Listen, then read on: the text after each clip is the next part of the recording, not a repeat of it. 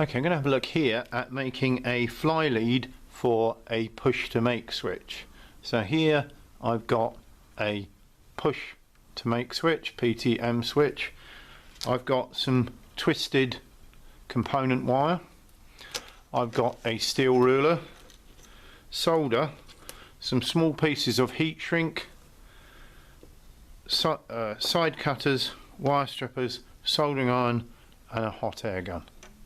First thing I'm going to do is use the steel ruler to measure off about 125 millimeters of cable. I'm then going to use the side cutters just to cut the cable and straighten it out. Oops. Then I'm going to unravel about 1 centimeter of the wire one end and 1 centimeter or 2 centimeters, a little more, the other end. Once I've done that, I can use my wire strippers to carefully strip off about 5 to 10 millimeters of the insulation. As soon as I do that, I twist up the strands of the multi-strand cable so that I've got nice neat pins. I also strip the insulation off the other ends and twist those up. Once I've done that, I get my soldering iron and a small amount of solder and move the ruler out of the way because we don't need that, and tin the ends of the wire. By tinning we mean just heating the end of the wire, make sure that we've got no strands sticking out, that it's nice and smooth. Heat the end of the wire and just touch on a small amount of solder. The solder then melts and runs into the strand of wires, stopping them unravelling, keeping them neat.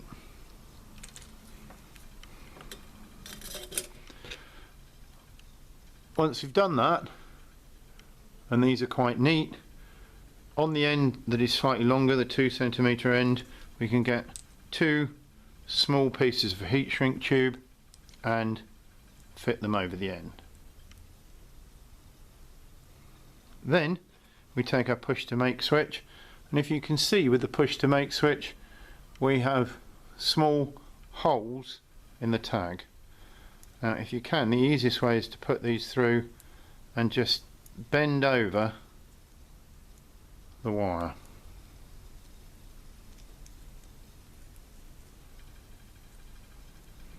And complete a small hook. The reason for doing this is that the wire is then located, even a small hook like this, the wire is located and doesn't need any more holding on. Then we can take the soldering iron, touch it on, touch it onto there, and we have our soldered joints. Make sure when you're doing this process that the 2 pieces of heat shrink are at least a couple of centimeters away from the soldering, otherwise the heat will conduct down the cable and activate the heat shrink, shrinking it. Once these have cooled down to the touch, you should be able to slide the heat shrink up to the base of the switch. You can also neatly twist the wires. Once you've done that, we take our heat gun, taking care to not touch this part which could be hot, and just carefully on the lowest setting hold that no more than about 30 seconds. These will be hot. That is now hot, so don't touch that. And these two will be hot, including parts of the switch. Do not hold the switch over for any longer than 30 seconds. Once that is done and has cooled down to the touch, you can reapply the twist there, and then there we have a fly lead for a push to make switch.